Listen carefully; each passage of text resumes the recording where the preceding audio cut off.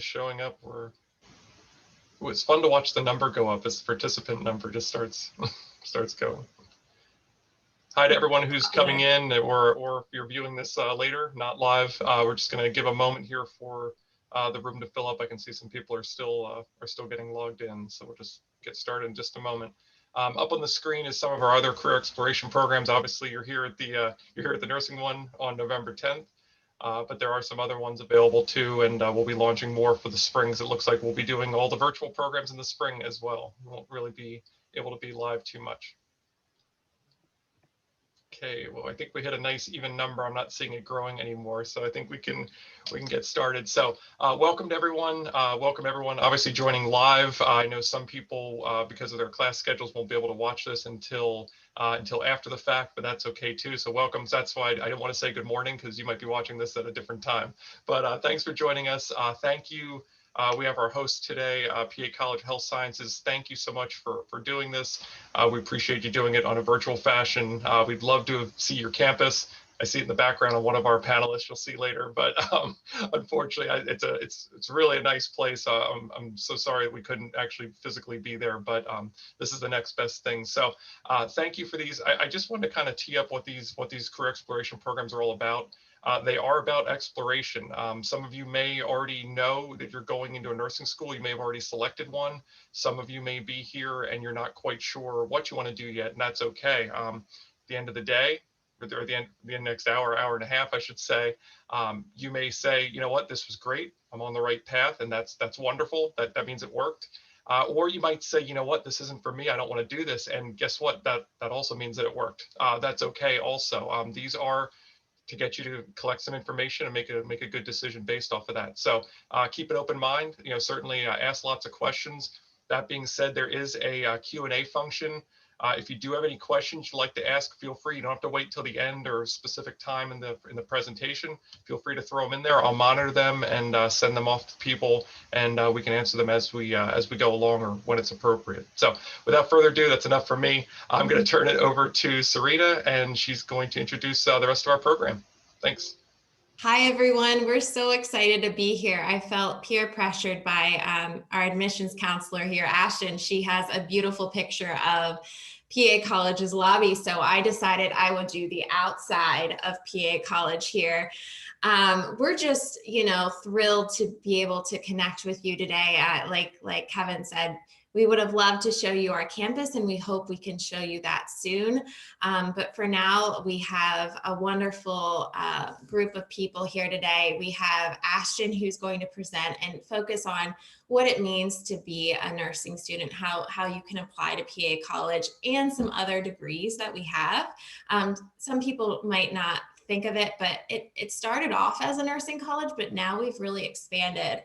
And we kind of like to say we're all of the employees at a healthcare center except a doctor. So we like to think of it that way, and we're just happy to share with you and explore programs. And then we'll go over to Mary here. She is a nursing faculty member, and she'll tell us a little bit about her experience, what she does at PA College, and talk about cardiac health. And then finally, we'll have a nursing student at PA College talk about their experience here to kind of give an insider view of what it is to be a student here at PA College. So I'm going to let Ashton take it away. And we look forward to hearing your questions. Feel free to add them in the chat. Thanks, guys. Hi, everyone. Let me share my screen. As Serena mentioned, my name is Ashton Fucci. I work in the admissions office at PA College of Health Sciences, specifically with undergraduate nursing and dual enrollment as well. So that I'm going to talk a little bit about both because they really tie in together, especially since you guys are in high school right now.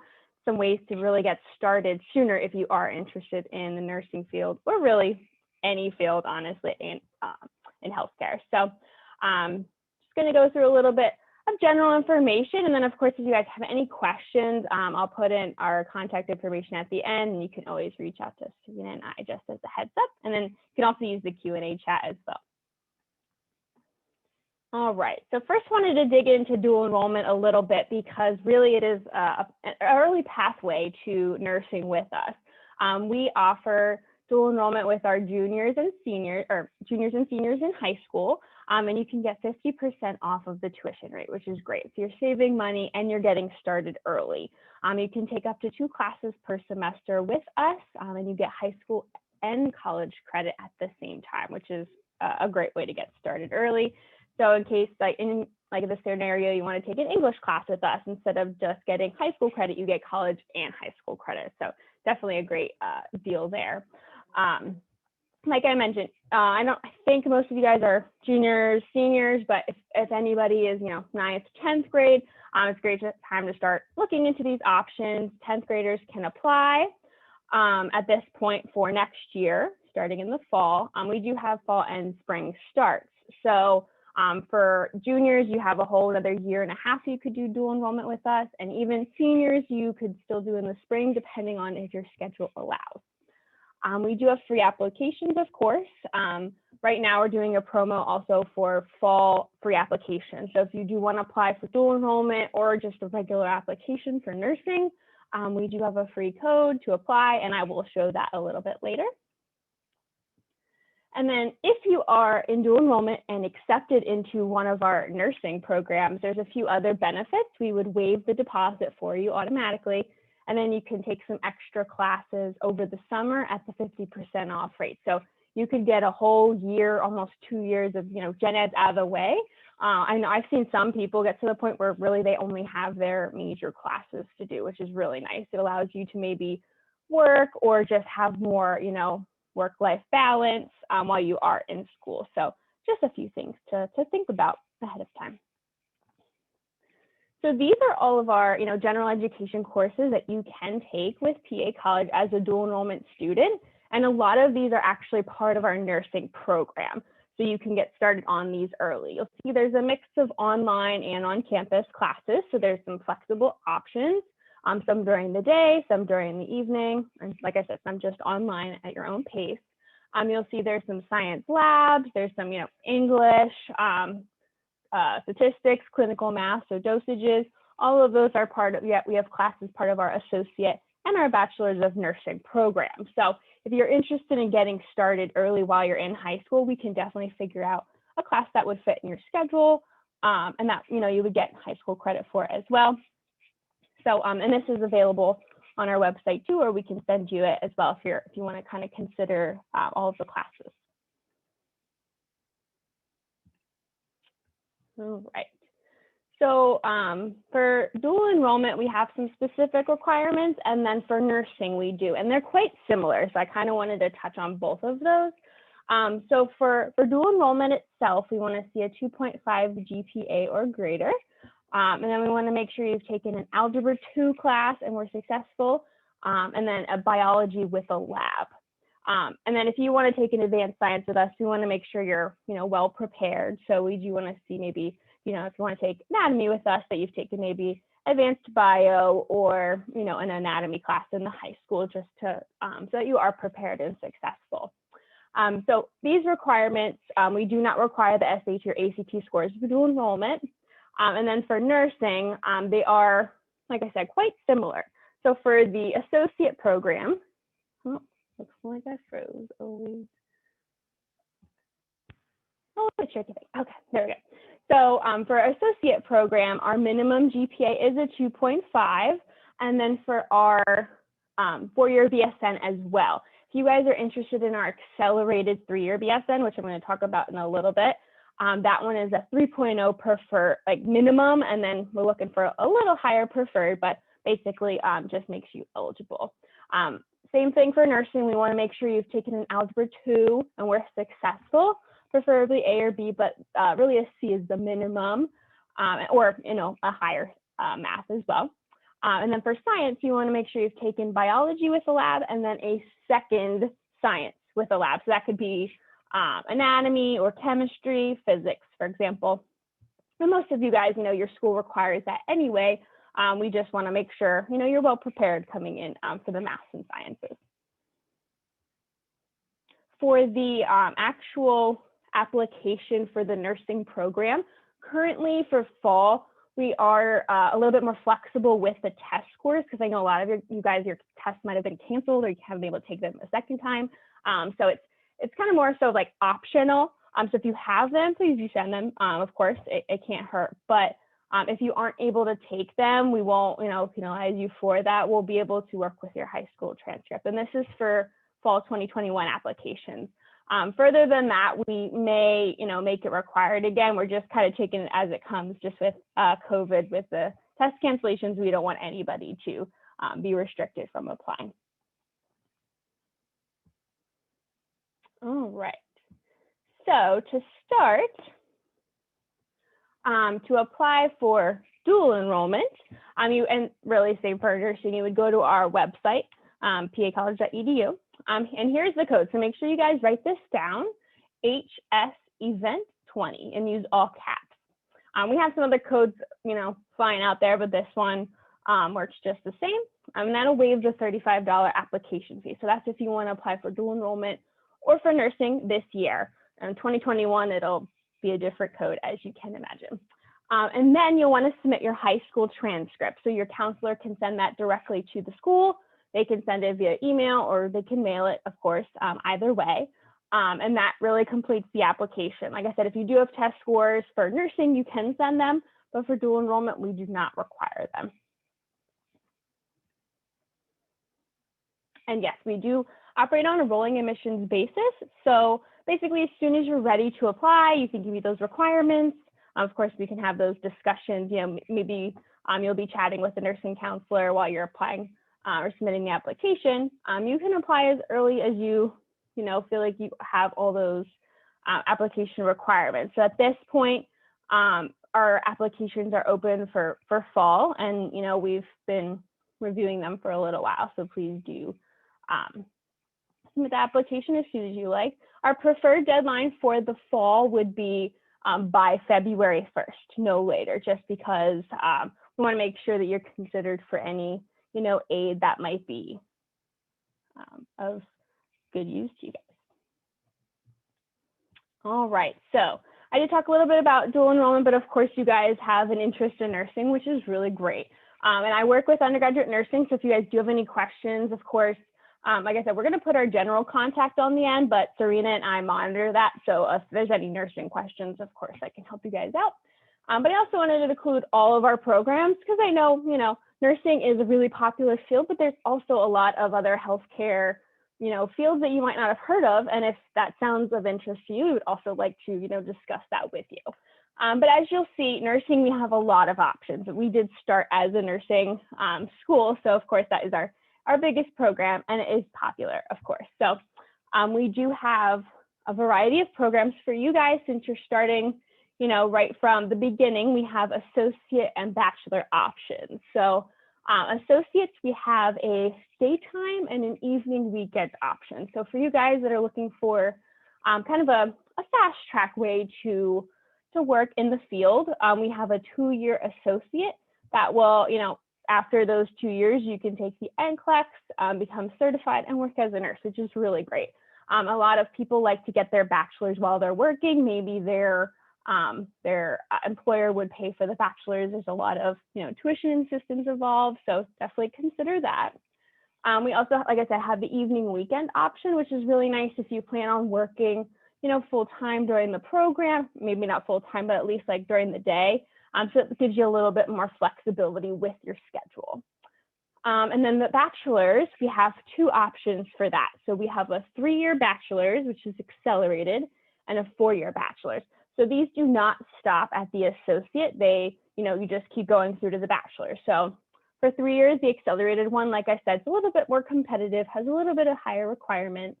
But both of them are essentially all the same courses. The one is just done in 3 years, the one is done in 4. And they have some summer components that actually include a nursing internship, which is really, I think, a great opportunity because I don't think you see that, a lot in undergraduate nursing. So over one of the summers, you would be assigned ideally to an area of specific interest that you have for nursing. And, that's a really great resume builder, really great if there's a specific area that you're interested in working in after you graduate. Hi, And Ashton. then, Ashton, I'm sorry. Can I interrupt just for yeah, 1 second? There's a couple sure. questions came through actually on the chat, Okay. but Okay. sort of a related question. One had asked if 10th graders can apply for dual enrollment, and then sort of a second part to that from a different person said, for dual enrollment, do you accept incoming juniors during the summer time? So in other words, they finished up their sophomore year and they're going to be a junior, but it's the summer. So sort of a Gotcha. two-part question there. Yeah, good question. So for 10th graders, you do have to be a junior or senior in fall spring. So we don't have any summer options for dual enrollment. I mean, you're not in high school in the summer, so I guess that's one way to look at it. Unless you are accepted into one of our programs, then the summer after you graduate and before you would start with us, you can take classes. Otherwise, we don't do summer options. But you could still apply for like next fall or even the spring after that.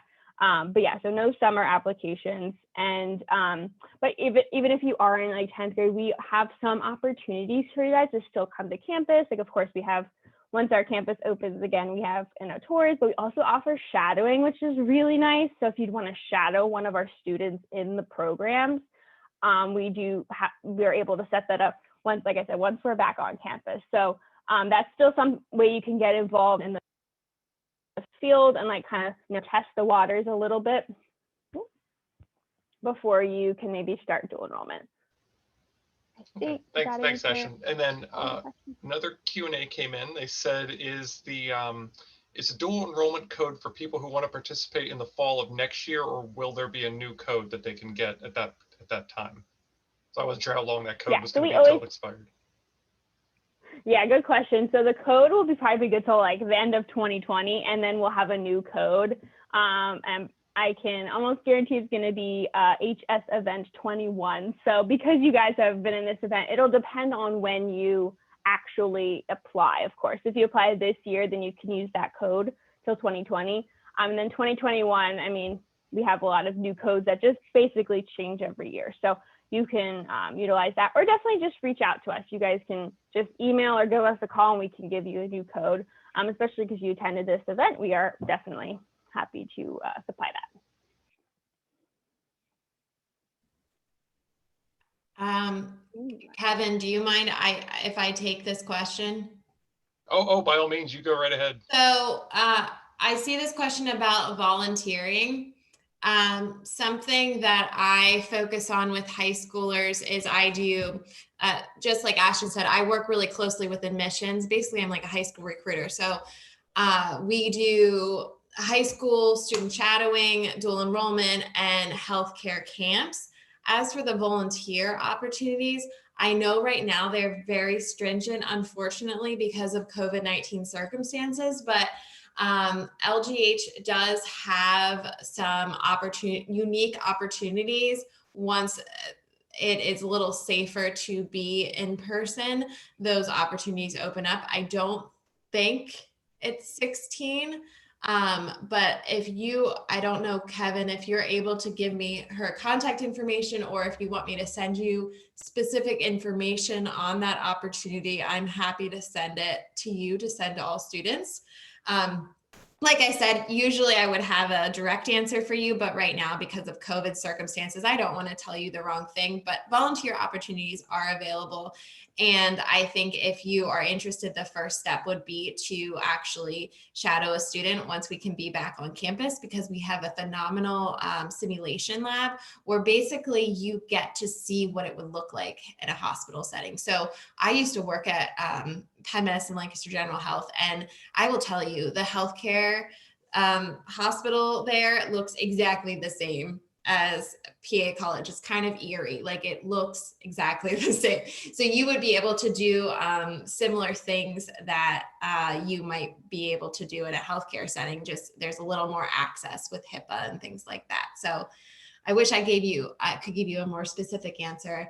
And yes, I will send that information over to you, Kevin, to send to the students. Thank you. Yep. Yeah. And I have everyone's email, so I'll be able to send that out afterwards. And then there was just one, there was a general question just about dual enrollment. That term may not be as familiar to everyone.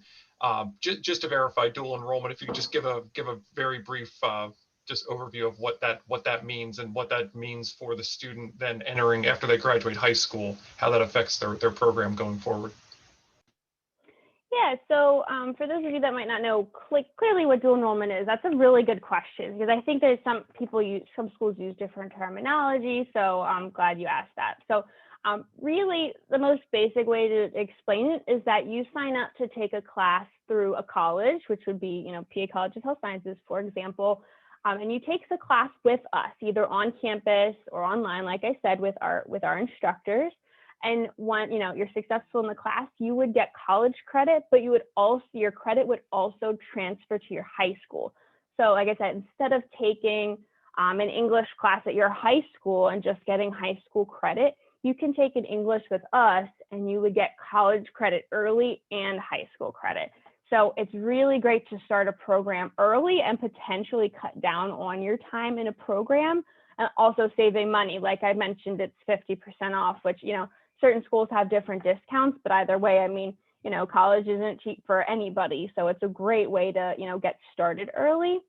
I would say, depending on the program, it could shorten it or just make your load lighter. So if you take, a bunch of classes, or even one class in dual enrollment when you're in high school, like I said, juniors or seniors, you can, for example, for nursing, we have our associate that's, it's a 2-year minimum, because our clinicals, your hands-on practice in the field takes 2 years. So if you're taking, your general education courses early, during the high school, so like English or maybe clinical math, which is dosages, anatomy, those classes, they're not part of the, specific nursing major classes, but they're still required for the major. So essentially you'd be lightening your load throughout the rest of the program. So instead of, your first semester, you take, normally a first semester nursing student takes, at least like anatomy, their dosages class, their nursing lecture, and their clinical, and then English. Say you've already taken English and clinical math, that's already 2 classes that you don't have to take that semester. So it lets you really focus on, the certain classes that you do have to take. Or for some students, maybe they want to, work a part-time job. So it really gives you more flexibility. But also, like I said, could shorten it. So maybe instead of the 4-year program, you took so many gen eds that you're like, hey, I think I could be a good fit for the 3-year accelerated one, because if you have all those, courses taken early, then, maybe it's not going to be as accelerated for you. It's a little bit of a calmer program. So, it's, of course, the nursing field is still, it's a lot of work, but it's definitely rewarding. So it's just nice to be able to maybe get some stuff started early, so that you can be a little bit more focused during your actual lectures and clinical and whatnot. Hopefully that's like a clear enough explanation for you guys. If you're still confused about anything, though, please do ask, because I'm happy to explain. So there are more questions. I don't know if you wanted to move forward. This is great, guys. We really appreciate all the questions. So the one question is, if you do dual enrollment, it's only during the summer, or is it during the school year? Also, is dual enrollment doing it in school, or is it online? I'll let you answer.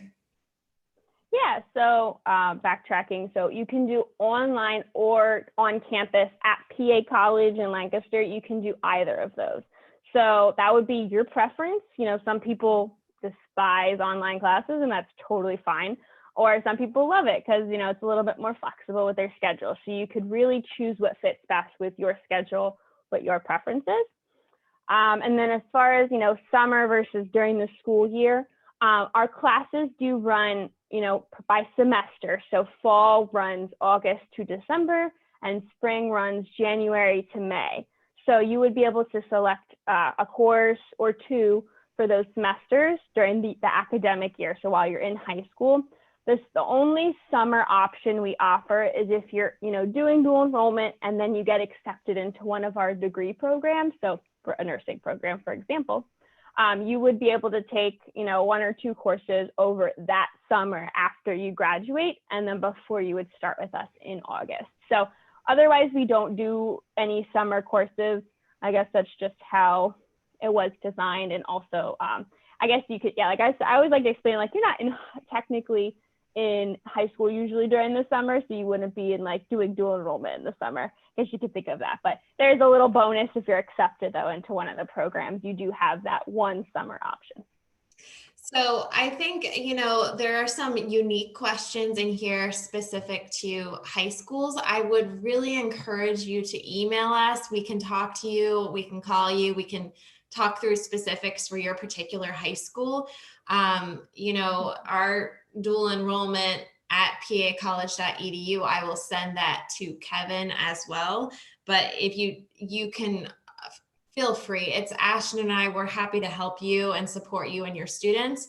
I hope we can connect later on.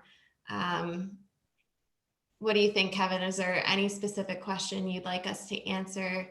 It's really great to get the questions. We just want to make sure we can get through the presentation too. Yeah, no, I think I think that pretty much answered almost everyone's. But yeah, I think that to get really specific, I think it would be good to have maybe just a more individual conversation. But these were all good, and I think everyone has a little bit better understanding on dual enrollment and some of the options that are out there. So this is great, and we love the questions because we don't always get this much interaction. So really appreciate that. You're all paying attention and engaged, and that's awesome. Hey, all right, I'll let Ashton continue. Yeah, so yeah, because each school has a little bit of a different, schedule, scenario, credit awarding. Yeah, if you have any specific school related questions, definitely reach out, because some of the schools we already have partnerships with. Some of them we're, happy to build them, and it's, it's not that much work, just maybe a few signatures and you're good to go. So, and that's something we worry about. You just let us know if you're interested, and then we can, work with you and your school to make that happen. All right, so yeah, like I mentioned, we have, really the associate or the bachelor's is what you guys would be looking to get into. If any of you are considering becoming a licensed practical nurse, an LPN first, and then want to become a nurse, we do have a bridge. We don't have an LPN program itself, but you would be able to bridge into our nursing program if that's something you are interested in down the road. And like I said, for, long term, we also have masters in nursing and education and administration, and then nurse practitioner is something that a lot of students are, interested in. It's a great option if you're like, want to work with, patients kind of more at the, doctor level, but also not as much schooling, I would say. So that could be something to think about. And then, down the road, we have doctor of nursing practice if you, love school and you want to get really into it. So, and like we have some other imaging and some other, more specific health science programs that if you, if something does sound interesting to you, definitely do let us know, and we can definitely get you more information on any of these programs. All right, so did want to take a little bit of time just to talk about PA College in general. So we are specifically a healthcare institution, which I think is really cool, because even our, general education classes, so like English or our math classes, dosages, so obviously that is quite specific. And, any of our classes are really focused on healthcare or medicine. So if you, hate writing papers, at least it's something relevant to the field that you're interested in. And, our population is relatively, a small population in a good way. So you're really getting that hands-on experience, one-on-one, or, at least a close-knit, class space. I mean, our clinicals, so clinicals are when you have your, hands-on experience practicing in the field. Some of that is on campus in our awesome simulation lab, and some of that is, on site, maybe at Lancaster General Health Hospital, one of those entities. You really get that attention where you really need it, which is really important. We do also guarantee clinicals, which is really nice. So if you apply and you're accepted, you are guaranteed a spot in that clinical for nursing, for example. There are some programs where you apply and you do have to take a test, or you might need to, get a certain GPA to get into the clinical after you've already started. At the school, ours is not like that. If you are accepted, that means we're guaranteeing you a clinical spot, which is really a good question to ask if you are looking at other programs. Yeah, so our simulation lab, I wish you guys could see it. It is definitely really cool. It's like a mock hospital. So we have, a nurse's suite. We have 2 ICU rooms. We have, what else for nursing? We also have like our tech room, so ultrasound, radiography. We have, emergency room, operating room. So it's really cool. So it gives you that safe space, to practice and make mistakes before you get out into, an actual hospital. Of course, there's more pressure. You have people's lives in your hands, but I think it's a really great opportunity to kind of practice in a safe space and kind of get that out before you are out in the field. So we kind of touched on this. We are associated with Penn Medicine, like as their general health. So most of our clinicals are there, but also really helps with, tuition assistance if you work for them, getting, money towards college. There's some details about that, but if you're looking to really fund your education while working, definitely something to consider, but also really great for job prospects. I mean, obviously, in the, Lancaster County, York County area, Penn Medicine is a really, Penn Medicine LGH is a really prominent entity. And we also, of course, have discounts for people that work with HealthSpan. So really well connected, which really helps for job opportunities after you graduate. And then kind of to end a little bit, we have, like I mentioned, our programs, you can finish your associate in 2 years and start working as a nurse, which is great. So you're not, taking all these extra classes that you don't need. You're not spending years waiting to get into clinical. Of course, if you do a bachelor's, it takes a little longer, but you're still taking, what's required and what's relevant, which is really nice. So I think, because we have so many program options, we really do want to work with you, have that one-on-one conversation to see what fits best for you. All right, so as promised, I know we had gone through some questions. And I wanted to leave our dual enrollment email on here since Serena and I both monitor this. If you have questions about nursing as well, send them over because I'll get them as well. So I'm happy to answer them. So it's dual enrollment at pacollege.edu. So if you guys have any other questions or if you'd like to chat one-on-one, either by phone or email, whichever works. And I did see one question come through, if there are classes at PA College for going into trauma nursing. So I think that's a good question because a lot of students have really specific interests coming into the nursing program. And the nice thing about our program is you really touch on lots of different areas so that you can kind of see the wide range of opportunities. You're prepared to go into that. Trauma nursing is specific, which I would say this is a great opportunity for when you do your internship and you're like, hey, I really want to work in, as a trauma nurse. That would be a great way to shadow, assist a nurse in that field. So we don't have specific routes, I guess you would say, for nursing. They really teach you all you need to know. And then if you want to go into specifics, sometimes that comes with experience, but also I think that would be a great opportunity to get experience with the internship.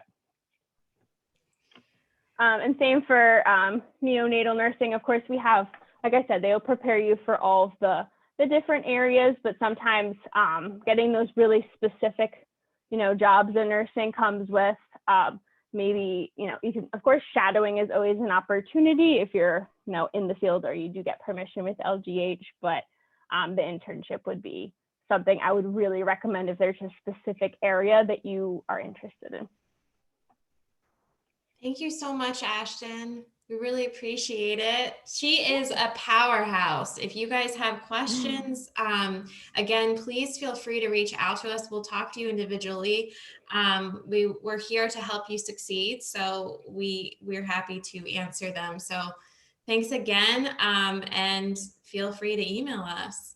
I just put the email there in the chat in case I see it's up on the screen now, but you can copy and paste it in the chat if that makes it a little bit easier. I hope I got it right. It looks like I did. That's good. Perfect. All right. So thanks, everyone. I'm going to share my screen. I'm going to steal this from you, Ashton, if you're done. Thank you again for attending, Ashton. Yes, thank you, everyone. Like I said, if you have any questions, give us an email or give us a call, and I'd be happy to chat one-on-one with any of you. So I just wanted to share with you, Kevin messaged me privately, and Kevin, feel free. I don't know where I can share this, but I'm happy to. This is really a nice site. It explains, like, because we have so many programs, it explains what degree it is. It also tells you if it's direct patient care or not, the median salary, length of the program, how many credits, and the type of class. So like Ashton said before, you could have a class that's completely online. You could have both, a hybrid of the two. We have many different flexible options dependent on what you're interested in. So feel free to look through this, and I can share this too with Kevin to share with all of you. We're just so thrilled that you have so many questions and thoughts. Yeah, that was great. Thank you for sharing that. It's it's just one of those things. You really just want to pursue the level of education that is directly related to the job that you want.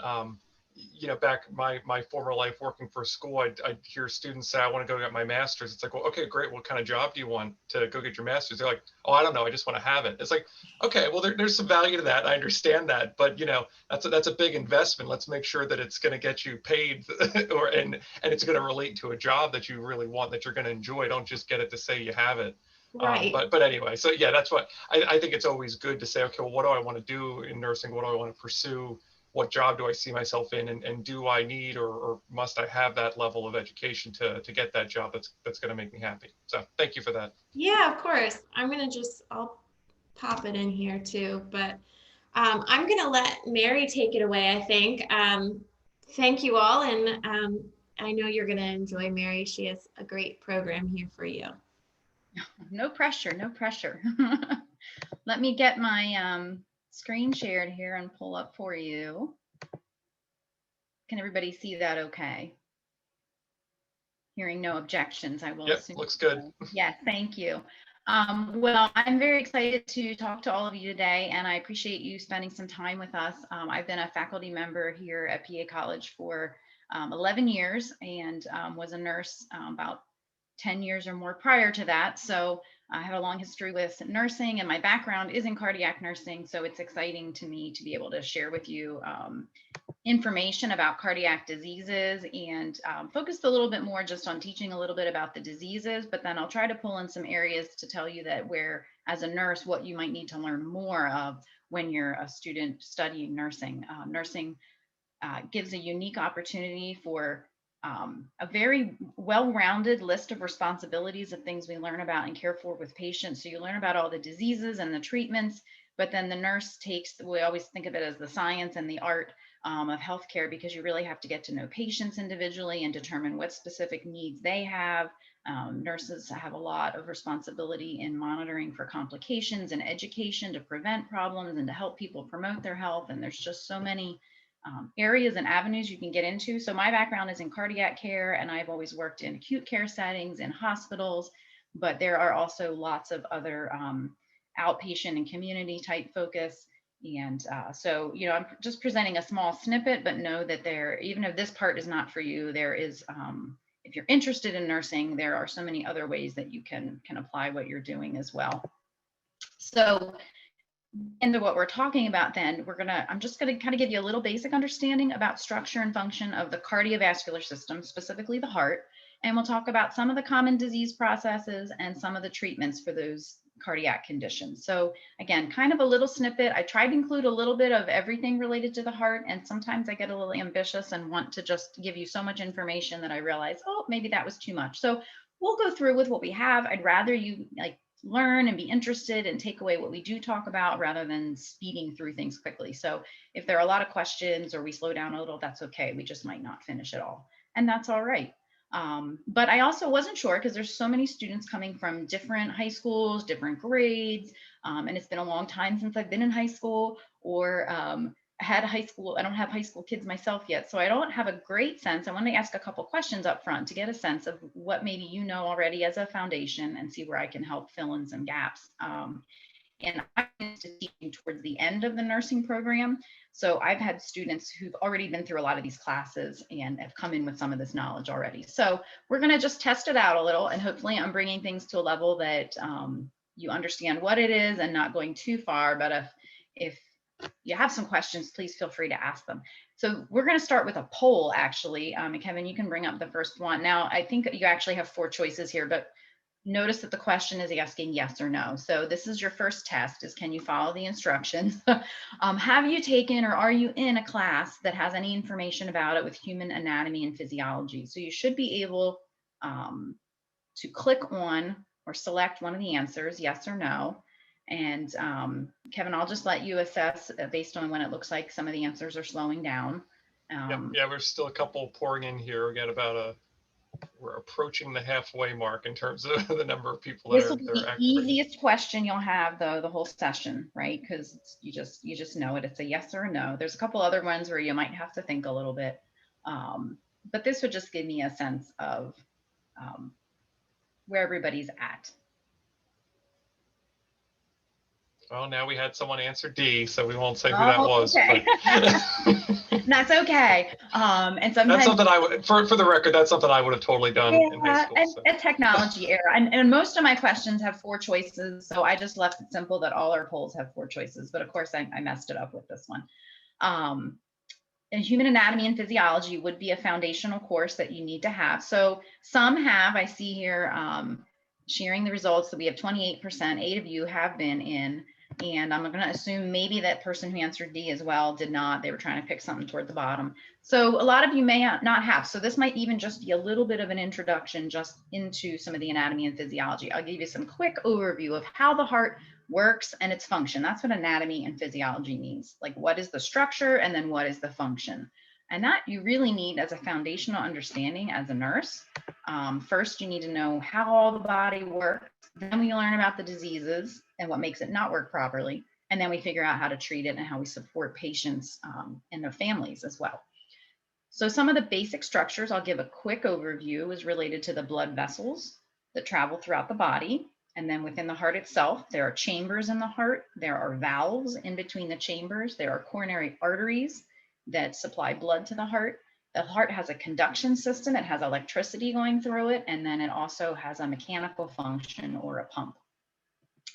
So maybe you know some things about blood vessels. Sometimes these are things you just pick up in, everyday life and discussions.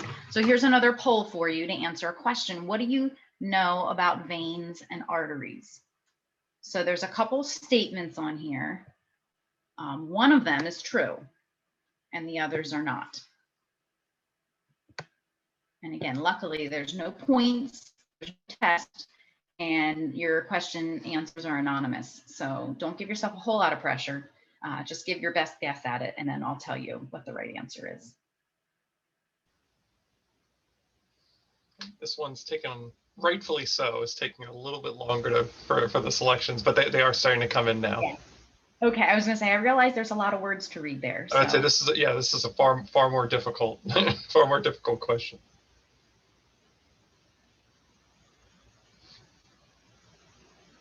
Looks like it's, we just got a couple more. A few more seconds, 3, 2, 1, and here, we're gonna end it. Oh, one more just came in. And yeah, please don't be hurt if we don't get your answer in time. It's just to get a little bit of a sampling, but you can still continue to answer even before some results are shown, perhaps. Okay, so a lot of different options here. I see the most, so what you see in orange is the most frequently selected choice when we do these polls. And this is something I would use in my class, especially right now while we're all online. I'm used to teaching in person, but even in person, I like to do polls. We give out little ways you can use your cell phone to answer the questions, or we have little devices to use. Helps us to kind of see where people are at. So the answer, we have letter D, the most popular choice up here. Let me show you what the answer actually is. The answer is D. So arteries carry blood cells with oxygen from the heart to the body. And I'll show you a little picture here of blood vessels. So we have arteries and veins. They're often represented as red and blue. The heart takes blood full of oxygen and pumps it out to the body with arteries. The arteries take the oxygen in the blood to all the different tissues and organs, gives off the oxygen to those areas, and then it becomes what we call deoxygenated, and it's often represented as blue. I don't know that it's really quite that striking of a difference when we look at our blood, but it's a good way with pictures to help keep it straight. You have to study a lot of pictures with anatomy. Then the blood comes back to the heart with veins. So veins bring it back to the heart. And then the heart gets more oxygen in the blood and sends it out again. So that's one of the main functions of the heart, is to get the blood full of oxygen and send it out to the body. So there are chambers in our heart. Just another poll for you. Curious, do you know how many chambers are in the heart? Again, hopefully this one's a little bit easier because it's not quite as much to read. Maybe not easier if you don't know the answer, but might just be a guessing game, and that's okay. We're here to learn. These answers are coming in a lot faster, and it's an overwhelming response so far. Yeah, good. And I know there are some of you that might be together with several people in the room sharing one view. So, you know, you can maybe take a quick vote among the group, or take turns answering, you know. I can envision a very intense Family Feud situation where people are just yelling out what they think is the best answer. Yeah. And sometimes we do this, you know, individually in classes, and sometimes we'll have small groups. We really like to do a lot of small group activities where we'll learn a little bit of information and then do some kind of an activity where you talk about it or apply what you learned. So here we got the most popular answer of C from the group and look how smart you all are. Great job. So yes, we know there are 4 chambers in the heart. Here's a picture showing you some of the more than just the chambers, other pieces of the heart as well. So when the veins come together, they come in these 2 vena cava areas. This is one of the chambers, the right atrium. Then the blood goes into the right ventricle. It pumps out of the right ventricle and actually into the lungs. So the blood leaves the heart for a little bit, goes to the lungs to get oxygen, and then comes back into the left atrium through these pulmonary veins, and then again into the left ventricle, and then it gets squeezed and pumped out to the body. The aorta is the biggest and first blood vessel, biggest artery that comes out of the heart. So if you remember, the veins bring the blood back to the heart, get it full of oxygen, and then the arteries take it out to the body. So we have 2 sides, left and right, and we often call the top chambers the atria and the bottom chambers the ventricles. So that makes the 4 chambers of the heart. The other thing that I was just describing is how the heart and lungs really actually work together. So we talk about heart conditions, but part of the heart's job is to get oxygen into the blood, and the lungs have to help with that. And that's where you're breathing air in and out, and then the air exchanges with the blood vessels. And when the blood comes into the lungs, first it's again that blue without very much oxygen. It gets filled with oxygen from how you're breathing. And this is a very simplified picture. It's a little different than this, but this just kind of gives you an idea. So the heart is this really complex moving system of blood coming in and out, first to go to the lungs and get blood full of oxygen, and then to go out to the body, because the rest of the body needs the oxygen and the nutrients to function. So here's a true or false question. Let's see, I did give you 4 choices anyway. The heart must provide its own blood supply in order to keep working. True or false? And we would tell our students a good test taking tip, you know, if you know it's a true or false, you should be able to rule out C and D, hopefully. But I gave them to you there just in case.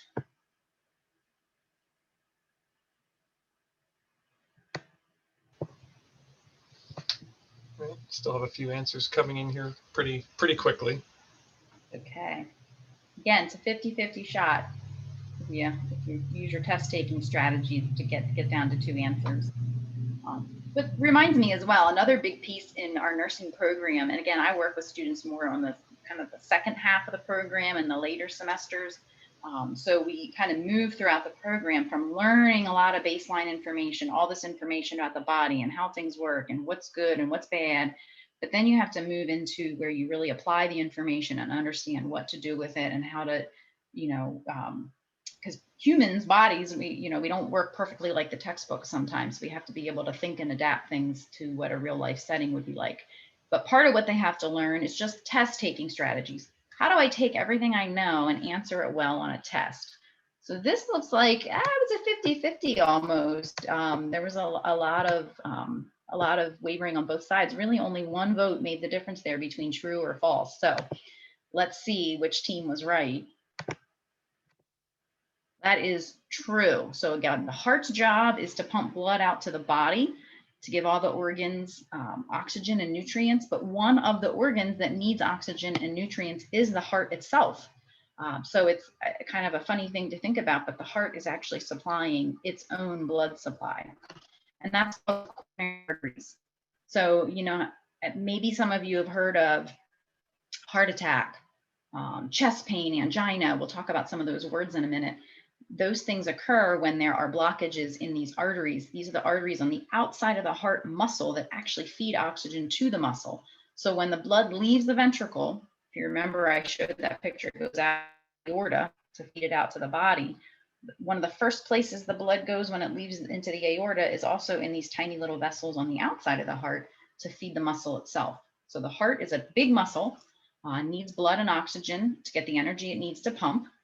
So it's kind of a never-ending cycle here. And you can see there's lots of little branches and vessels. We don't even, most of these we get into, but even some of these are more than some of our students need to learn. But on the real basic level, you can just think of there's one on the left and there's one on the right, and then there's lots of other little branches. So the heart feeds itself its own blood supply, and then it has electricity. So I talked about the electrical conduction system on that first slide. To make the muscles contract and do what they need to do, we need this automatic electrical system. We don't want to have to rely on reminding ourselves to pump our heart, right? You don't want to have to think about that all day long. You just want it to happen. So there are certain cells in the heart muscles that conduct electricity more readily than some others. And there's these very specific pathways. The electrical stimulation is what tells the muscle to contract. And so there's all these little cells that send these signals. And this is just a little picture to show you that the signal comes out in yellow, and then the muscle responds by squeezing. And this just happens over and over and over. So when we look at the electrical activity, it can make these waveforms, which again, you can see, you students would have to learn. What are the names of all these waveforms? What do they mean? There's measurements for them. What's normal? What's abnormal?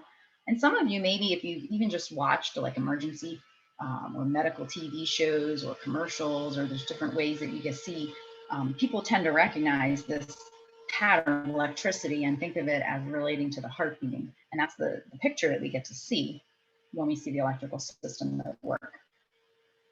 So the heart has many different components to do what it does. It's just fascinating to me. And you might hear the term of an EKG. The EKG is really actually an ECG, an electrocardiogram. That's a special type of test where we attach all these electrodes. As you see, this is a patient getting an EKG test, and it takes a picture of many different views of that electricity in the heart. So this is a common test that we would use to examine the electrical conduction in the heart, but we'll talk about with the disease processes, they all kind of overlap with one another. So when there are different heart conditions, it might create changes in the electrical system, and we can use these pictures to help us to understand that. So nursing students would learn about these pictures, learn what the normals look like, and then learn how to interpret some of the abnormals. This is kind of a light introduction because it can get quite technical, but you need to at least have a basic understanding. And then the last piece we talk about with the heart is the pump itself. It has to squeeze, right? We talked about pumping the blood out to the body. And there's a little bit of math involved with this. So we'll keep it fairly simple, but it's a quick little ratio. If you look at the blood coming in and out of the heart, the body needs a certain amount of blood in order to supply everything to the different organs and tissues that it needs. So we show in the picture, there's blood coming into the ventricle, and then it goes out the ventricle to the body. So if you look at the total amount of blood that comes into the ventricle every time the heart beats, Not all of it comes out with every squeeze. There's usually some left behind, and that's normal, it's okay. But the amount that's pumped out each time is a smaller portion of that, or a fraction. And then if you take, so if there's, 100 in the bottom, 100 milliliters, we measure a lot of things in milliliters in medicine and in nursing. And if maybe only 50 milliliters come out, then we have 50 divided by 100. That would make what we call an ejection fraction of 50%. So we look at these fractions or these percentages to help us see how well the heart's functioning. And there's a normal range, and then there's some ranges that tell us it's too low or the pump is weak. And we look at these numbers to help us figure out. And there's a lot more other numbers in math, math and science and chemistry, big pieces in nursing.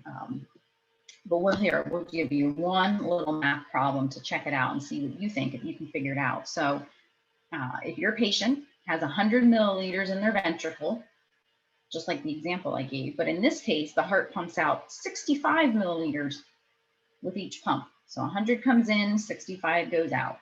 100 is in, 65 goes out. What is their ejection fraction? So hopefully the math isn't too hard, but we'll give you a minute to figure that out.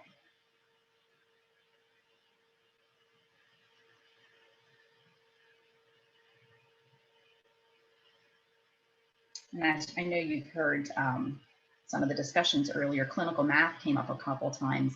We do have a math course as a foundation in the nursing program because not just this math as much, but even more important with medication administration, figuring out dosages, calculating volumes and settings for pumps to give IV medications, lots of math being used. We still, it looks like we stalled a little bit. We did get a bunch of questions or a bunch of answers right away, but now it seems like we're stalled out a bit. And out on the Zoom a little bit by throwing a math problem in there. Yeah, that was very tricky. It wasn't very nice. No, I'm just kidding. Okay, it's okay because it's all anonymous and not graded, as I tell my students over and over. All right. I think, yeah, we let that one go for about 1 minute and 20 seconds. So we're going to go ahead and end it in just a second. Last call. All right, there we go. Okay, so a little bit of a spread around. A couple people came up with a couple different things. And part of this is remembering how to turn decimals into fractions. So depending on how strong you are in that or how much you remember that from your math classes, it looks like here the most common answer was B, and some people put C as probably the second choice. So the answer is C. If you remember when you do the fraction there, so I have that on here. 65 is the amount coming out, 100 is what's in the ventricle, and that comes out to a decimal of 0.65. But when you convert that to a fraction, that means 65%.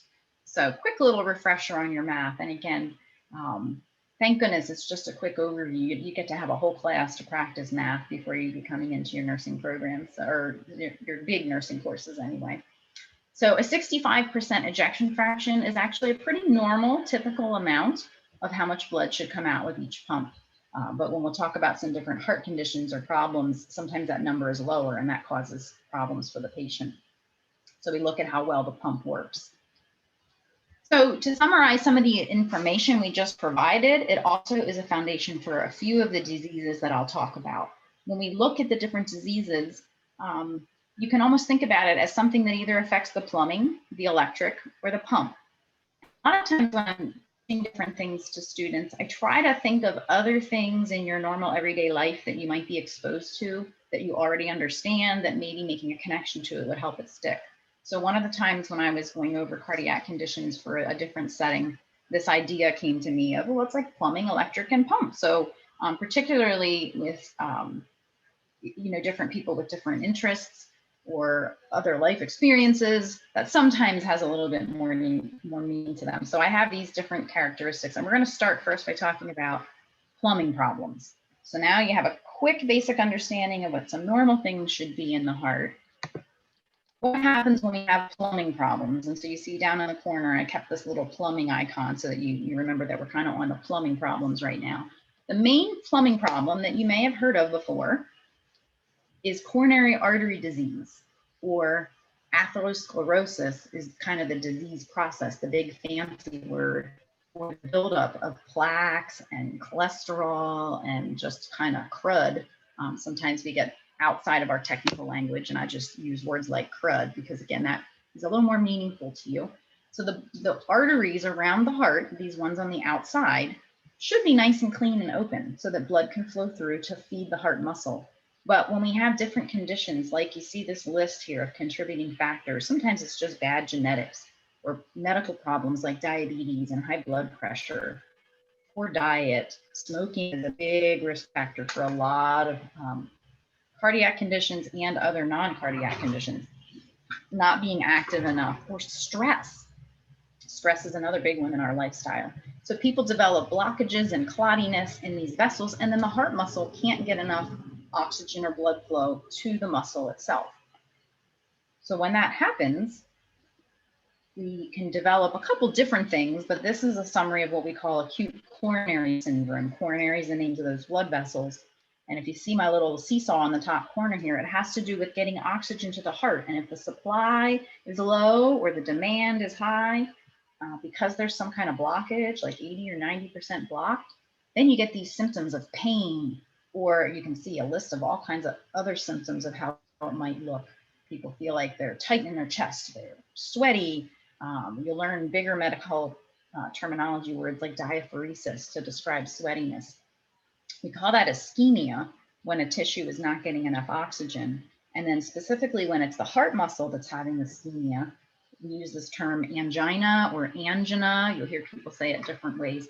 And that's that classic chest pain from either a risk of a heart attack or the development of a heart attack. And when the muscles cells die, we call that infarction. And so an acute myocardial infarction is the big, long medical word for someone having a heart attack.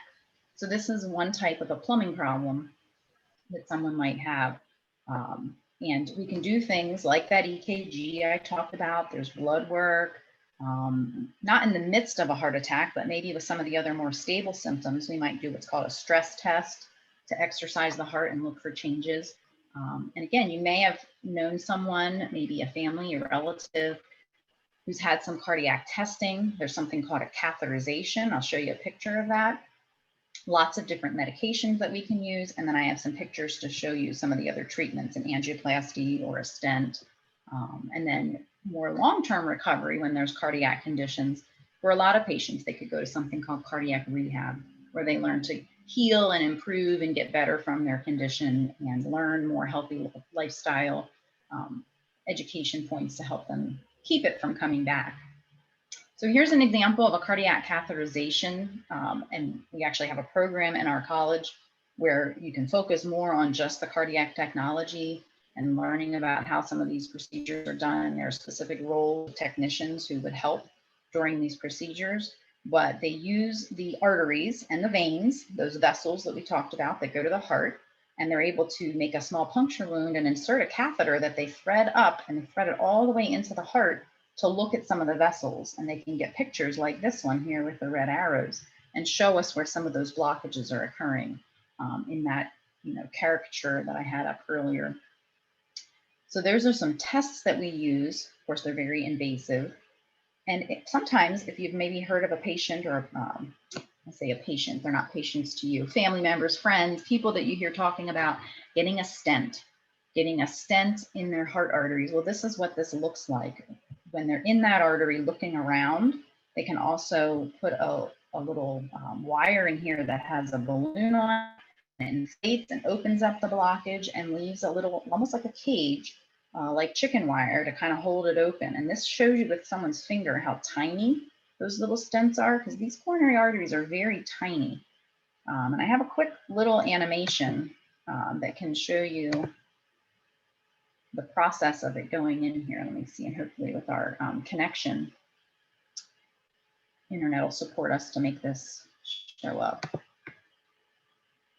So there's the blocked artery, there's the catheter, opening the balloon, and then leaving that cage behind, and then taking the catheter back out. And now we have new blood flow to the heart. So that is a procedure that someone might have done to treat that plumbing problem. Or if, let me just get that little thing to turn off. It decided to go into some other videos for us. We don't need that right now.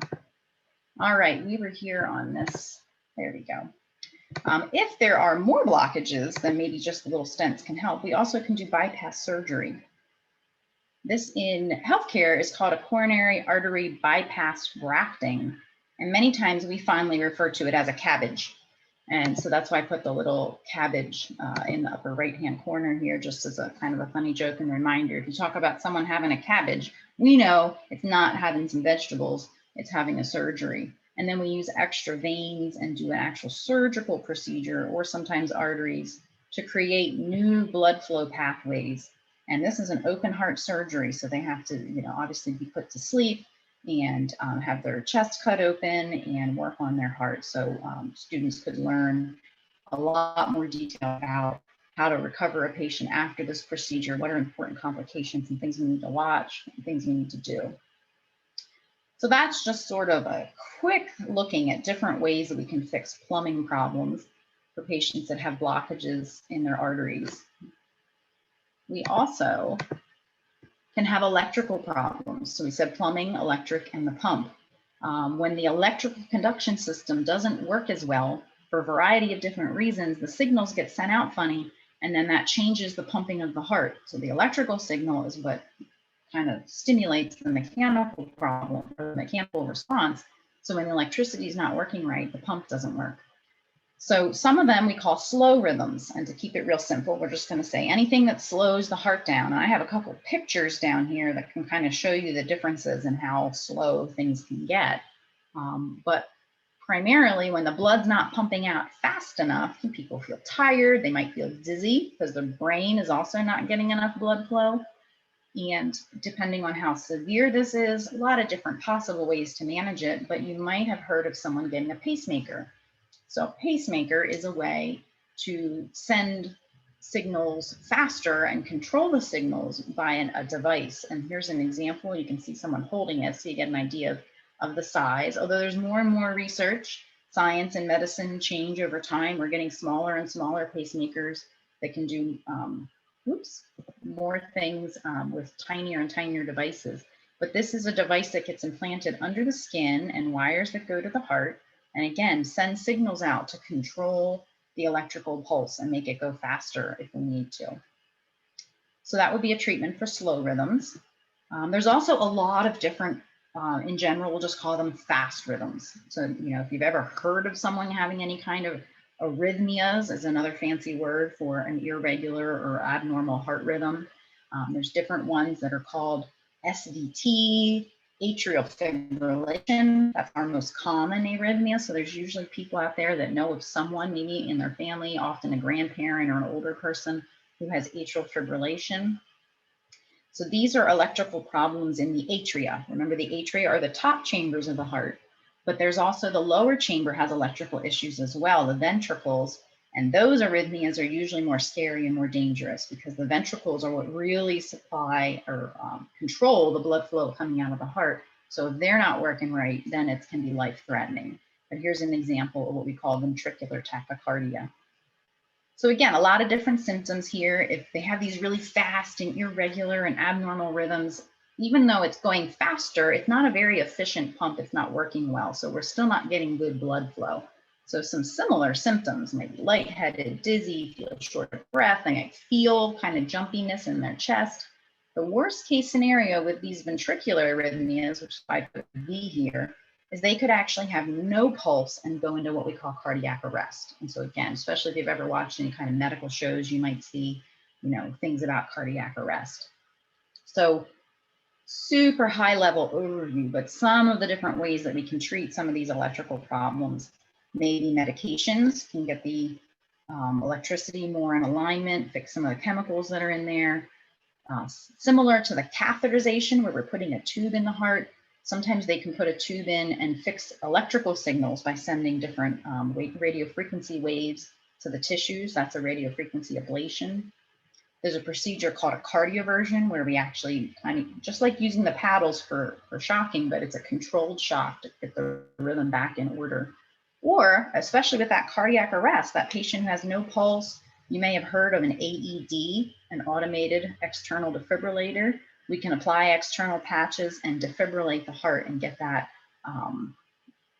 jumbled electricity to line back up again and try and save their life. So AEDs are going to be more commonly seen in public areas where there's large gatherings of people to try to help save lives. So when those life-threatening rhythms happen, we have to get it fixed within minutes or they can lose blood flow to their brain and the rest of their body. And then our last condition, I see we have a couple minutes left, so we're right on time. I'm hopefully not moving too fast to kind of gather some of these things. But we talked about plumbing problems, electrical problems, and then this is now our pump problems. So anything that affects how well the blood moves through the inside of the heart. And one of the main pump problems can be cardiac valve disease. So in between each of the chambers that keeps the blood kind of moving, think of these as doors that open and close to let the blood in and out of the rooms. So if each of these chambers was like a room in a house and the valves were like passageways that the blood has to go through, when the valves aren't working properly, the blood doesn't move the way it should. And that's really the bottom line for it. But they could either be stenosis or stenotic valves that don't open well, and the blood's got to really work hard to get through. Or they can have regurgitation. They can be leaky valves, and then the blood's supposed to move forward, but some of it leaks backwards where it's not supposed to go. So when that blood's not moving out efficiently the way it should, you get a low ejection fraction. Back to that number we talked about. Oh, I think I just helped you with a future question. Oh, well. And that will lead to a condition called heart failure. So I'll show you a slide of that as well. Many times we can either try to control some of the symptoms with medications, or they might need surgery to fix the valves and make them work more properly. So here's a picture showing, here, if we looked at the heart valves, kind of like a slice, and this is like, this valve, for example, has 3 leaflets, or think of it as 3 doors that come together. And when they're closed nice and tight like that, nothing should be able to get through. And this is what it looks like when they open normally. But if you have stenosis, it can't open well. Or if you have regurgitation, it's not closing all the way, even though it should be nice and tight. So they're just different ways to show you how the leaflets can get messed up, the doors on your valves. So this was my, I think, last poll question for you. It's a knowledge check on what is the term that we use, and I think I just gave it away. So we'll see how well you remember and we're listening. What's the term we use to describe that ratio? Oh, you know what? My picture wasn't supposed to show up there and it already did. Okay, so technical challenges. This is what happens sometimes in the real world of teaching. So if you're paying really close attention, the answer is right there for you, but we'll let you finish the poll anyway, just for the fun. We might give a little less time to this one, just to, yeah, right. We'll give it maybe like another 10 seconds. Perfectly fine. Yeah, I meant to go in and make that little picture come up later after the answers are shown, but that's it. Of all the things that could go wrong during one of these sessions, this is very, very, very minor. So I'm pretty. Well, I know that is part of life lessons as you go through any kind of college or life, really. But there's times that things just don't work right. And you know what? We go with it. And I always say at the end of the day, if you learn. So 85% of you were paying close attention there. And maybe some people were just humoring me with the other ones. But yeah, the answer is your ejection fraction. That's that reminder back to what we talked about with how the heart pumps. So the very last pump problem I want to touch on briefly is called heart failure. And this is a very significant problem. There's high numbers of people with heart failure. It's a chronic condition. And basically it means there's a bad pump, or you might have heard people say CHF. So when the pump can't work well enough, and for many patients, it's because that ejection fraction is low, but there can be other reasons. So we won't get into a lot of depth, but it can be the left side of the heart or the right side of the heart, or sometimes it's both, when the pumps just don't work well. So fluid and blood that's supposed to go forward kind of goes backwards instead. People feel short of breath. This is a lot of really good pictures to show how people feel when they have heart failure. They get swelling, a lot of their legs and feet, and sometimes abdomen. Can affect their breathing and make it hard to sleep when they're laying down. And if there's too much drop in blood flow, again, they won't get enough blood flow to their brain. They might have some memory and confusion issues. So again, we can do different tests. We can do an ultrasound to look at how the blood's flowing. We can do these cardiac catheterizations and other tests. Many times it's because of an electrical problem or because of a plumbing problem, then it leads to the heart muscle not working well. Or sometimes it's a virus that attacks the heart muscle. Sometimes it's chemicals like alcohol or certain drugs that can affect the heart muscle. So there's usually many medications to try to manage the symptoms and help them feel better, get rid of a lot of fluid. You'll hear patients talk about being on water pills. If they're acutely ill, we might have to put them on a ventilator and learn some of the critical care functions of a patient that's really sick. And then again, with our advances in technology, there are now implantable heart pumps that some patients can get that takes over the squeezing function of their heart for them. And that would be a little more of a specialized skill, but something you might get introduced to in a nursing program. And then depending on where you work as a nurse, you develop more skills to kind of learn in depth about some of those other unique or specialty types of treatments. And then a lot of lifestyle, a big role of nursing is a lot of education, supporting patients and teaching them what they can do to make their bodies healthier, how to recover from their illnesses, how to prevent illnesses. So, you know, these are heart failure education points, but a lot of them apply to a lot of cardiac problems. Watching salt intake, watching fluid intake, keeping an eye on their weight because it tells us about fluid, how to get good exercise, how to keep stress under control, and being careful with the amount of alcohol. Not only is it hard on the liver, but it also, as we talked about, can be really hard on the heart muscle. So these are important points for nurses to learn how to educate and support patients. So I know that was a lot of information. I'm hoping that some of it was, you know, interesting, fascinating, maybe reinforce some things you heard before, or maybe brand new things that intrigued you to want to learn some more. But again, if you're not big lovers of cardiac, that's okay. There's lots of other problems too. Any other questions? I noticed, is the new pump a permanent cure? Yes, for most patients, they're either that, it could be a permanent cure, or it could be something to keep them alive until they'd be a candidate for a heart transplant. So that's another type of treatment I did not talk about. Cardiac nurses operate on patients. Surgeons would operate on patients, but there are nurses in the operating room who assist the surgeons, and there are roles for nurses in the before and after surgery stages. And I would say if you are interested in nursing or healthcare roles, I see the question here about anatomy, and it's an option for you to take an anatomy course, I would highly recommend and encourage that you do that. That's some of the most challenging thing for our students. And I bet I see that Joel has joined us too as one of our nursing students. He probably can attest to the stronger foundation that you have in understanding anatomy and physiology, the better and easier transition you'll have into learning some of these medical conditions and nursing care. Would you say earlier the better? Because they'd asked whether to take it in 11th grade or 12th grade. I would assume earlier the better, but I think that would be something and individualized based on how you performed in your other maybe science classes and biology classes. You have to have a general biology understanding to jump into the specifics of anatomy. But if it's an option in 11th grade and you've done well in biology, I don't see why you couldn't. Yeah. And usually the heart pain and left arm pain is a plumbing problem. That's usually our coronary artery disease or blockages. So I just wanted to answer that real quick too. So I'm going to stop sharing my screen, thinking Serena was going to take over from me if I didn't. And thank you all so much for your attention. Thank you so much, Mary. I really appreciate it. And I think it's just a test to our faculty, and we just really care about you and your experiences. So if you do have any more questions about specifics on what do I take in high school to prepare me, feel free to reach out again. I'm happy to help you and maybe filter some of those questions to Mary as the expert in the nursing field. So thank you so much, Mary, for joining us. Hey, Mary, before you go, I just had like one general question because this comes up a lot. We oftentimes at the high school level talk about soft skills, and we're trying to call them essential skills because they're they're not optional really.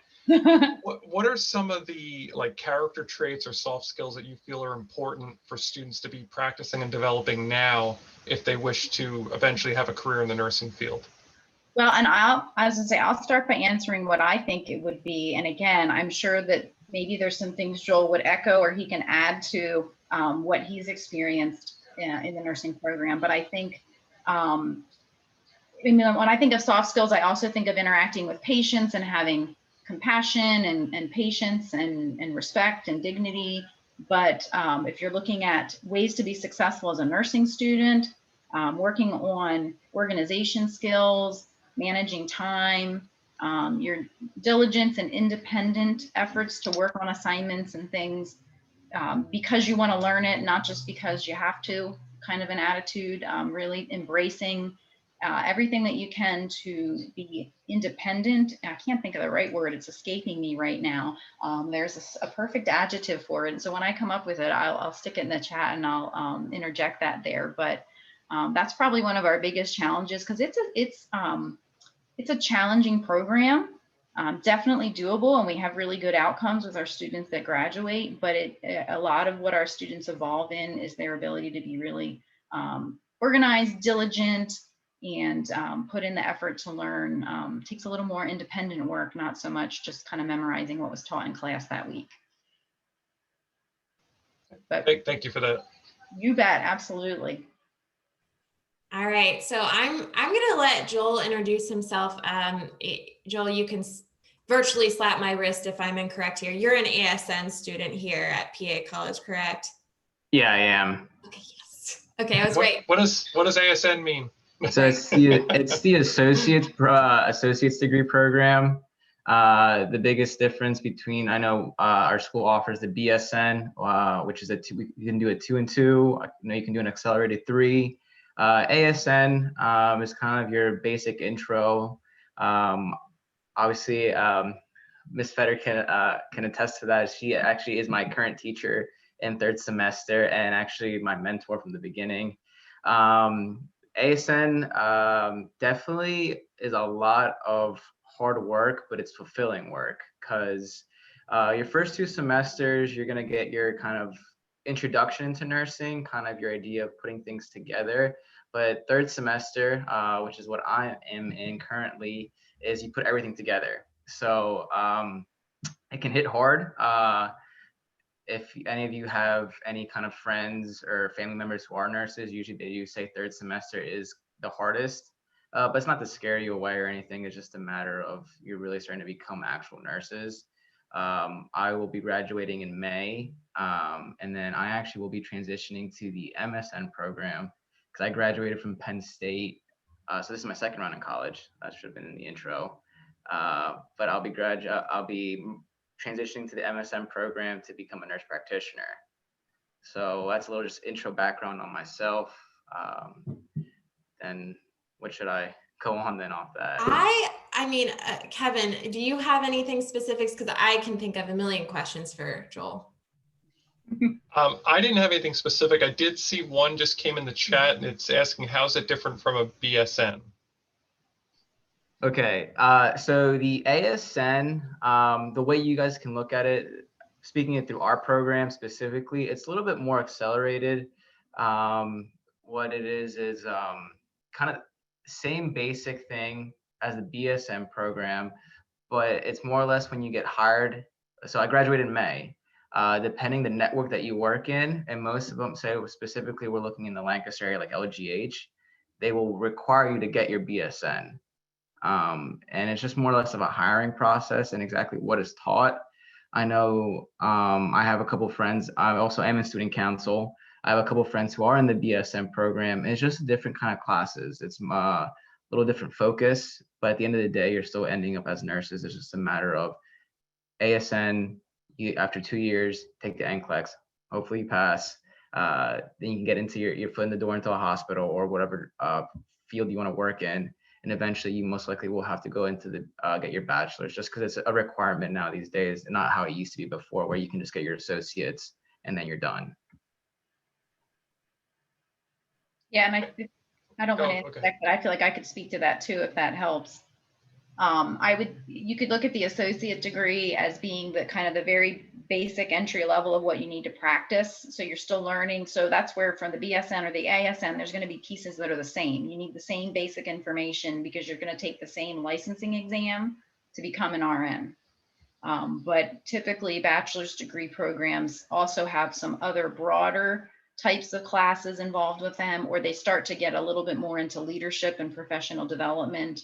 So it just kind of takes it to a little bit higher elevation as far as the bigger picture, which is why a lot of hospitals are encouraging and pushing to still get a bachelor's degree. But the ASN allows you to get out and practice right away. So for some people, that's attractive to them because they want to get out and make money. And we had a couple questions pop in here. The first one that was asked is, what's most difficult for becoming a nurse practitioner? Okay, so that's getting me ahead of me a little bit, but the biggest thing is just dedication. And that can go across any kind of field, whether you guys end up sticking with nursing or say you want to go into business and you have a master's in it. It's just a matter of that you want to be dedicated in what you want to do. And it's going to be time. It's a time commitment. That's the biggest thing. You might be seeing some of, not specifically for a nurse practitioner, is the matter of if you're dedicated, if you have a passion for what you're doing, you want to care for people in the best way possible. That's kind of my motivation, and kind of difficult because personally here, kind of struggling a bit with this online format, and so many people are. It's just the transition. So that for me right now is kind of the difficult part. But keep moving, keep going forward, and just kind of finding the balance between school life. And I did also see a question here, the recommendation on playing sports while going to school. So obviously through PA College doesn't have any sports programs, so that's not an issue. That wouldn't be something that'd be addressed to the school. But for anyone who decides to go to a different kind of schools that offer sports, I actually played soccer all 4 years at Penn State. It's difficult. Again, it comes down to time management. Time management is also something that you practice while you're being a nurse. So it kind of goes hand in hand, but it's as long as what you can hand. The biggest thing I've learned this semester, especially thankfully through my instructors, is kind of self-care. If you don't keep your mind healthy, whether it's, taking a break, watching your favorite TV show for an hour. I have 2 dogs. I just bought a puppy, taking them out for a walk. Like, if you can still have a healthy balance between school life and sports, then I'm all for it, and I'd recommend it. It's just a matter of how you guys handle it. This one did not come in through the chat, but can you bring the puppy into the shot? No, I'm just kidding. Don't do that. I'm sure it wouldn't. That would be a little distracting. This one, these are all great questions. Here's one that's pretty deep. So this can certainly go for Joel or Mary. How did you know you wanted to be a nurse, and what steps can I take to help me decide? So I think that's a pretty good one. That's a thought-provoking one. So take your time on that. Okay, so I actually, after our first exam, I actually talked to Mrs. Feder about it. When I went to Penn State, I went for pre-med. I wanted to be a doctor. And I graduated. I was getting ready for the MCATs, and it was a matter of, and then I actually had an internship. So that's a little separate. I didn't tell her, but seeing the level of care that providers give across different dynamics, it's still care, but what I wanted personally is I wanted to have the patient put a face to the name. I wanted them to know, okay, Joel's coming in today. He's going to do his daily rounds. He's going to get the blood pressure. He's giving my meds. He's going to care about me. That's what I took as being a nurse. I wanted to be there step by step of the way. Yeah, there's going to be the negative parts of it sometimes, the dirty part of nursing. But for me personally, that's what pushed me to be a nurse, having that mentality that I wanted to be with the patient and not hold their hand, but be there with them the entirety of their stay. And for me, I'm also a nursing assistant in Lebanon. But when I see a patient discharged and seeing how happy they are to leave, it's a sense of gratification that there's no description for. Seeing them coming in so sick and leaving at a manageable level, it's just there's no type of way to describe that. There really isn't.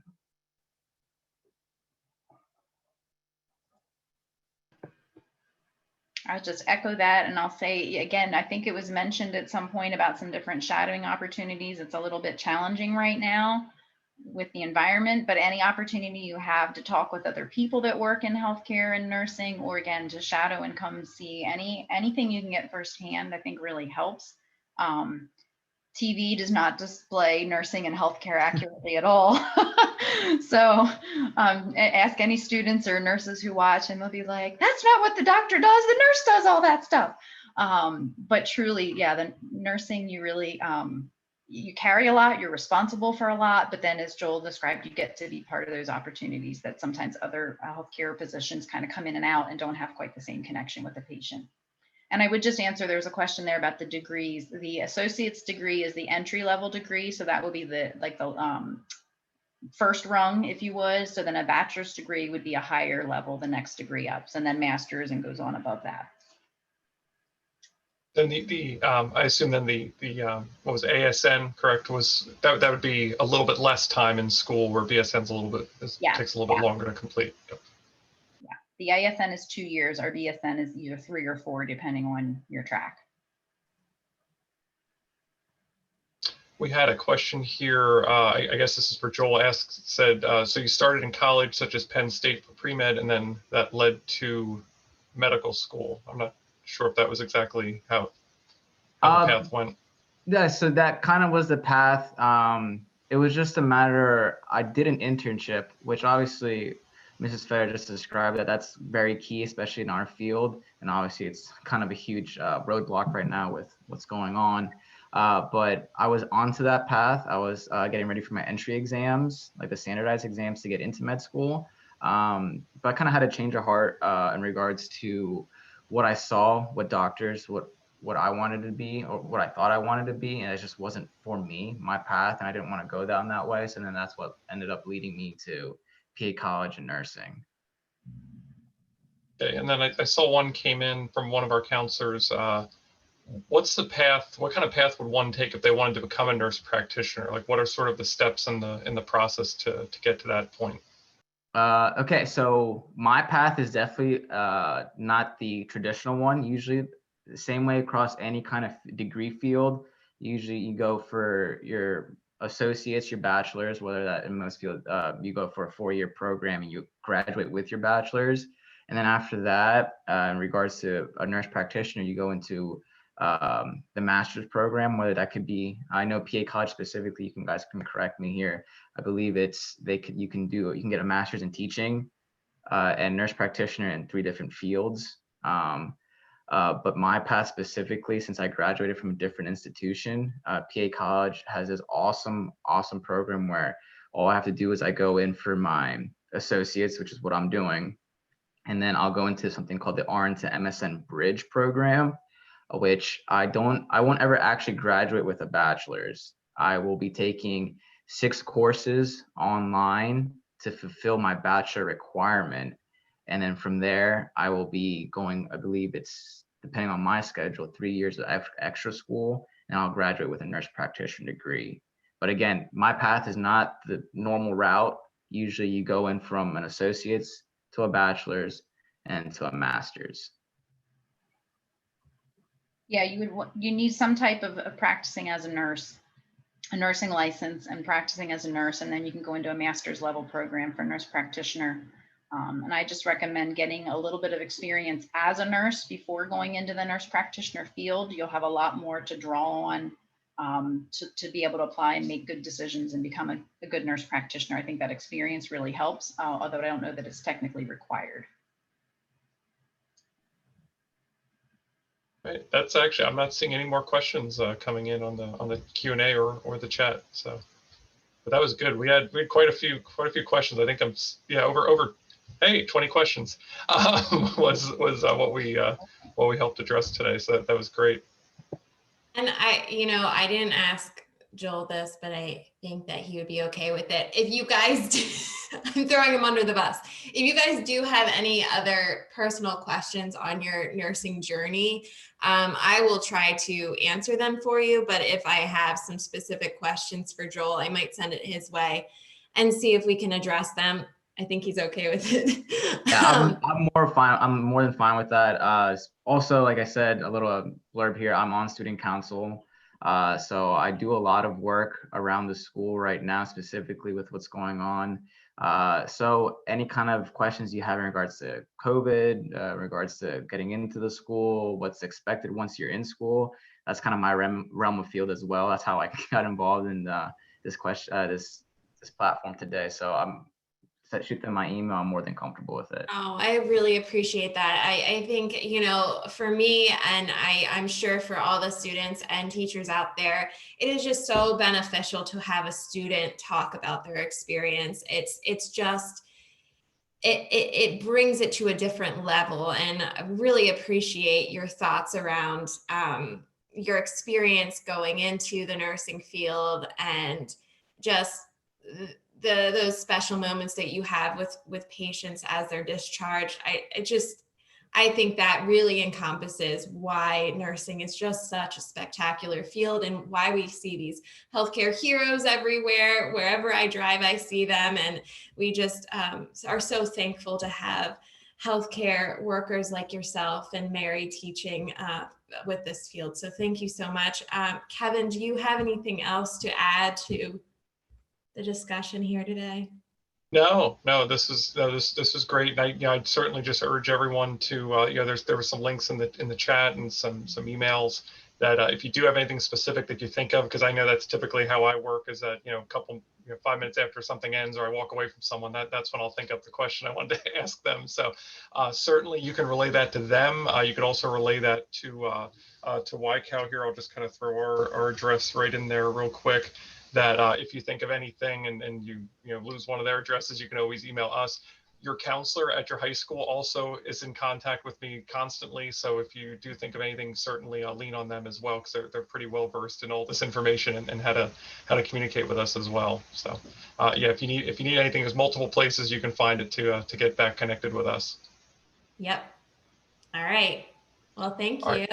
Thank you so much for your time. I appreciate it. Thank you for everyone for joining. I know not everyone can hang in there for the entire session because you had to go to your next class, but again, this is available on demand. So if you missed anything and you want to go back, there is a way you can go back in that same registration link for the students, the same registration link you used to sign up. Click on it again. It'll tell you that it already aired, and then you can just enter in your information and get a streaming link for the on-demand video. So thank you very much, everyone. Well, hey, have a great rest of the week. And we'll see you later. Thank you. Thank you.